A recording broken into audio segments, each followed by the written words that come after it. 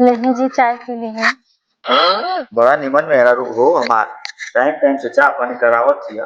हमार माई सिखा के भेजले रहली है अच्छा कि अपने पति के समय समय से चाय पानी देत रही है। अच्छा।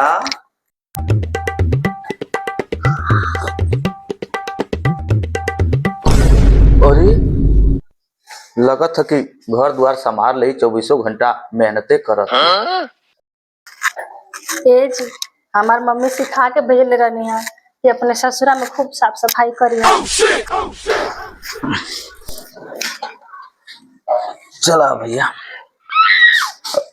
अरे हमेशा देखत ही तो कामे में रहत हूँ, तू तो पूरा हमारे घर के स्वर्ग बना देलू। जी, हमार मम्मी सिखा के भेजले है साफ सफाई करी है। अच्छा, बर्तन चिकन मुक्कन रखले रही है। तो हर मम्मी शौर सिखा के भेजले हैं कि ससुरा में कैसे रहे के बा।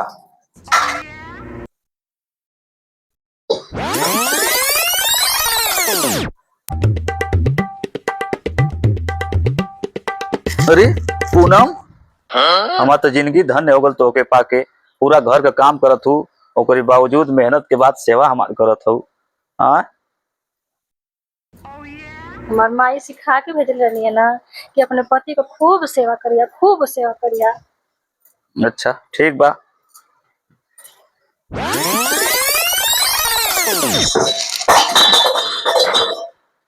ये भगवान क्या जुल्म है।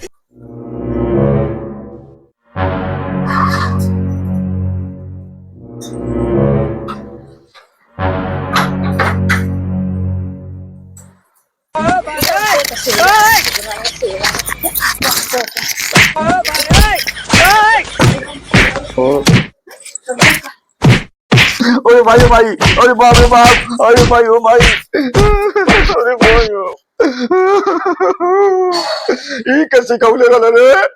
इहो हमार मैया सिखौले रहनी। आयो पति के केवाड़ी में बंद करके मर गई, केहू जाने ना पाई। हे प्रभु, हे प्रभु, हे हरि राम कृष्ण जगन्नाथ प्रेमानंद, ये क्या हुआ?